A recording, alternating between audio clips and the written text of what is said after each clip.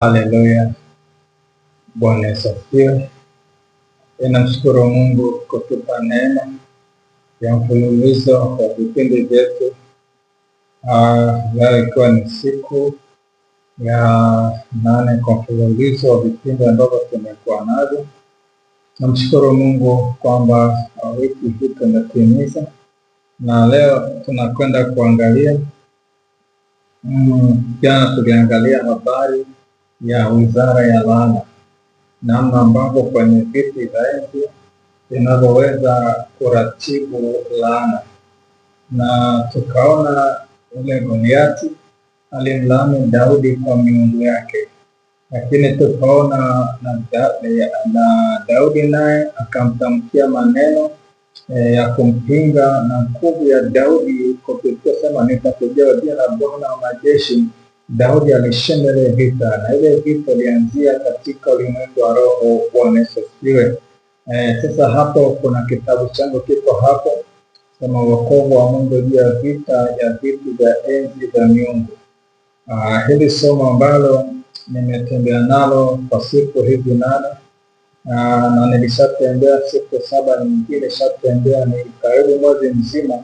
Nilikuwa nadokoa vitu vichache ili kujengea tu msingi na kuweza kuona namna gani unaweza ukasimama na ukaomba na ukapata upenyo. Sasa kitabu kwa wale ambao wanahitaji, na mtu nipigia simu kutoka Dar es Salaam na kupiga YouTube, kitabu kimeshakuwa tayari, na Mungu akinipa neema mkini siku ya kesho nitakwenda kuvichukua vinapochapishiwa. Kwa hiyo kwa wale ambao wanahitaji mtanipa taarifa na tawatumia waliohitaji kutoka Dar, basi nitakutumia kwa usafiri wa mabasi, kitakufikia, na yeyote atakayehitaji, na kitu na kama wakinipa neema utasitisha hili somo hapa. Tumepita tukigusa sana. Sasa kitabu kiko hapo, wokovu wa Mungu juu ya vita ya vitu vya enzi vya miungu.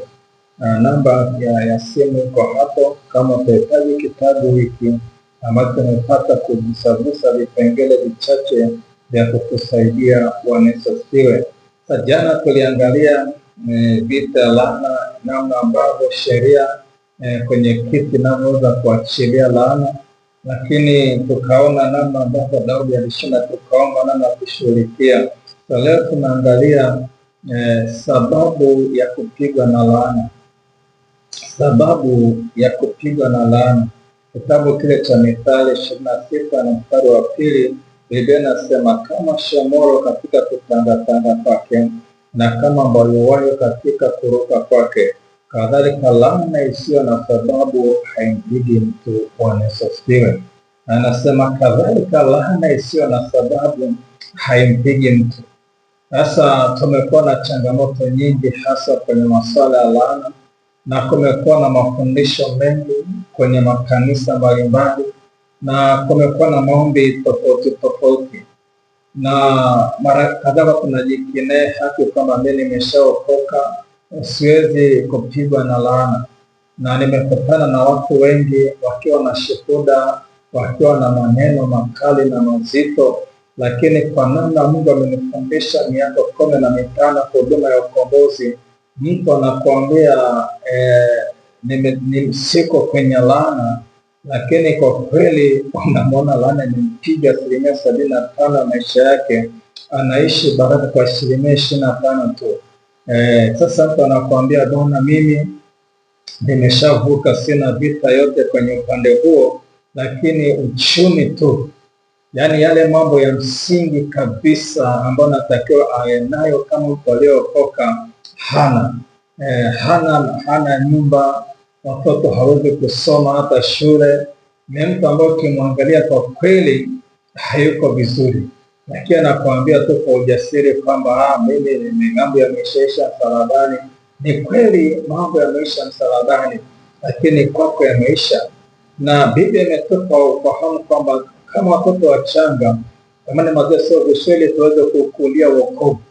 Kwa kadiri Mungu anavyotupa mafundisho, tunaweza kujikagua kwamba kuna kona hii haijakaa sawa. kuna kona hii. Kwa hiyo tunapozidi kupita kwenye maombi ya kujikung'uta na kujifungua, ndivyo ambavyo tunatenda mbali na laana. Bwana Yesu asifiwe. Sasa asema laana bila sababu haimpigi mtu.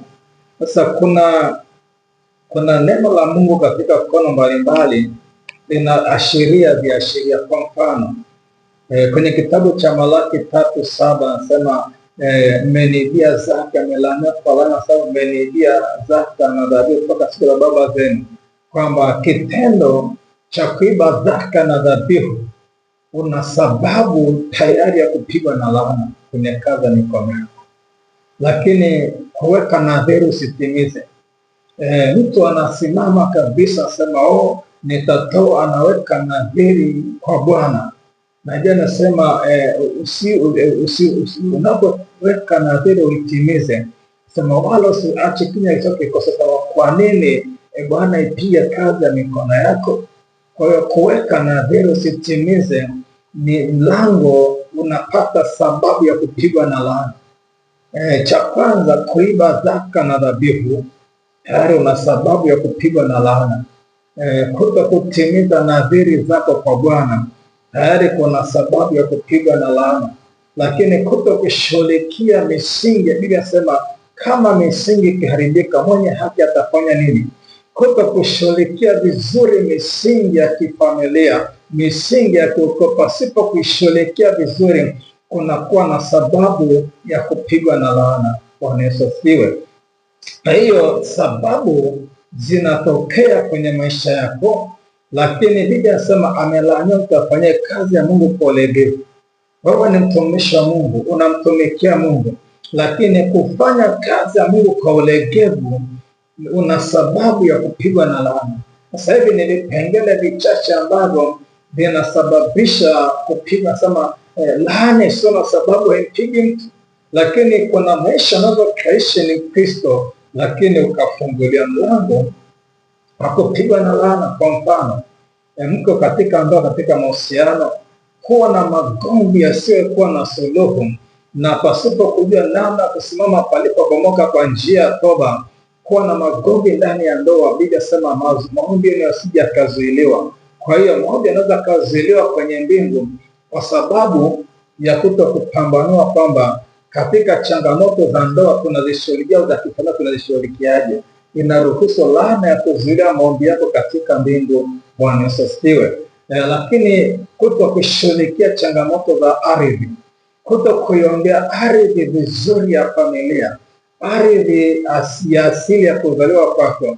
Biblia inasema kama nikizifunga mbingu sio kwamba nikamuru msige kula nchi. Ikiwa kama tulivyonekana kuomba na kuacha kwamba nitausamea na kuiponya nchi yao.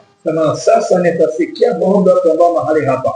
Kwa hiyo ardhi kitiwa unajisi, laana kuna sababu. Kwa mfano ndani ya familia, mtu akitoa mimba, akimwaga damu isiyokuwa na hatia, ardhi ikipokea damu isiyokuwa na hatia ndani ya familia, kuna sababu ya laana kupiga hiyo familia. Unaweza kusema hapa ni mtoto wako atoa mimba, lakini mtoto kutoa mimba kwenye ardhi ya familia ni mlango wa laana. Lakini kuna wazazi wameishi wana mtoto mdogo, sasa katika kuwa na mtoto mdogo mimba imeingia nyingine, sema twende tukatoe hii mimba sababu mtoto bado ni mchanga. Kama hiyo damu haijatubiwa na uliyafanya mengine hata hujaokoka, ukaruhusu yakawekwa, ni sababu. Sema nchi ikipokea damu isiyokuwa na hatia ni laana. Lakini pia ndani ya taifa lako, kama kuna damu zinamwagika isiyokuwa na hatia kwenye taifa, ardhi ya taifa inapolaaniwa, mbingu zinafungwa za taifa. Ndio maana Mungu amefungua ofisi ya ukuhani ya kwamba watu wasimame palipobomoka kwa toba, ili nchi iponywe, ili ardhi iponywe, ili familia iponywe. Kwa hiyo moja, nimeelezea kidogo, moja sababu ambazo ya laana kupenya ni aina ya maisha. Aina ya maisha yako yatafungua mlango wa kupigwa na laana. Bwana Yesu asifiwe. Kwa hiyo nimeeleza kwa sehemu kidogo. Leo tunapohitimisha masomo yetu kwa wiki hii, namshukuru Mungu ambao amefuatilia toka Jumapili. Mungu akubariki sana na Mungu akupe kukua kupitia mafundisho haya. tunapata vipindi vichache vya dakika chache, kwa dakika 10 mpaka 15, wakati mwingine 20, lakini hii ni kukusaidia angalau uwe na uamsho wa maombi. Yani usilale, usinyamaze, sema tukeshe katika kuomba. Kwa hiyo maarifa ambayo tumeyapata wiki hii yakupe maarifa katika kuomba, yani ya kuongezea ufunuo kwenye kuomba, yakupe sababu ya kuomba, na kiweke mzigo ndani ambao utakusaidia sana kuisimama na Bwana na kuomba na Mungu. Mungu awabariki. Acha nimshukuru Mungu kwa kutupa neema kwa mbele zake kwa wiki hii nzima. Baba, katika jina la Yesu Kristo wa Nazareti, Mungu ninakushukuru kwa rehema zako na fadhili zako. Ninakushukuru kwa neema ambayo umeachilia kwa wiki nzima. Baba, tumekuwa mbele zako mfululizo kwa siku, kwa wiki nzima, ukiturehemu, ukitufadhili. Ninakushukuru Mungu na kulikuza jina lako. Ninakushukuru Bwana na kuliadhimisha jina lako. Asante Bwana kwa rehema, neema na fadhili zako. Asante Jehova kwa uaminifu wako. Baba, ninakupa sifa, utukufu na heshima kwenye kiti chako cha enzi. Asante kwa ajili ya wasikilizaji hawa ambao wamesimama pamoja nami kwa wiki nzima, kutoka mataifa mbalimbali, kutoka kwenye magrupu ya maombi, wanafuatilia Facebook, YouTube na Bwana na TikTok. Ninakushukuru Baba na kulikuza jina lako. Asante kwa neema ambayo umeruhusu ili tusikie habari njema za ufalme wako. Asante kwa wokovu wako. Asante kwa msaada wako. Asante kwa fadhili zako zilizokuu. Baba, pokea utukufu, pokea heshima, pokea utukufu Bwana kwenye kiti chako cha enzi, kwa wema wako na rehema zako na fadhili zako zilizokuu. Asante kwa rehema zako, asante kwa fadhili zako, asante kwa uaminifu wako ulio mkuu. Baba, pokea sifa, pokea utukufu. Umetujalia neema kwa wiki nzima hii, umetufadhili kwa wiki nzima hii. Asante kwa rehema zako, asante kwa fadhili zako, asante kwa uaminifu wako ulio mkuu. Baba, pokea sifa, pokea utukufu, pokea sifa kwenye kiti chako cha enzi. Lihimidiwe jina lako, libarikiwe jina lako, litukuzwe jina lako Jehova. Bwana Mungu wa majeshi na Mungu aliye hai, asante maneno lako malituma, limetuponya na kututoa katikati ya maangamizi. Asante kwa nguvu zako ambazo umedhihirisha Bwana katikati ya watoto wako, katikati ya kanisa lako. Asante kwa ufunuo huu ambao Baba umetoka kutembea nao. Asante kwa maarifa ambayo umeruhusu tuwe nayo. Baba, pokea utukufu na sifa kwenye kiti chako cha enzi. Ninalikuza jina lako na kuliinua jina lako, ninaliadhimisha jina lako nikisema pokea utukufu na sifa kwenye kiti chako cha enzi. Baba, tunapoahirisha Bwana mafundisho kwa wiki hii, naomba tupe tena ufunuo mwingine.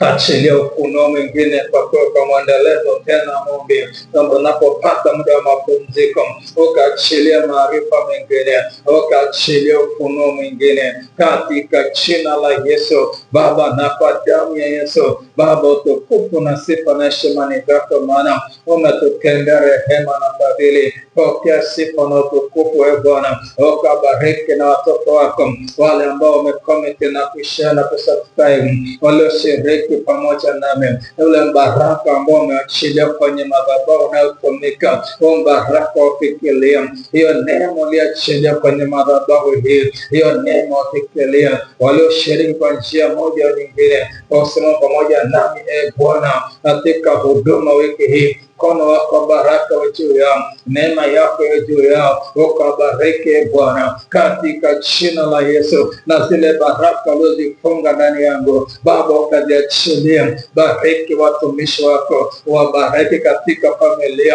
bariki katika mahusiano, bariki na uzao wao katika jina la Yesu. Yale mahitaji ambayo Bwana wanayo mbele zako, Mtakatifu wa Israeli, Baba, ukayatimize na kuyathibitisha katika jina la Yesu, maana unawazia mawazo mema ya amani, ili katika siku za mwisho yale mawazo mema juu ya watoto wako Baba yakathibitike, Baba yakakamilike na kudhihirika katika jina la Yesu, kwa damu ya Yesu.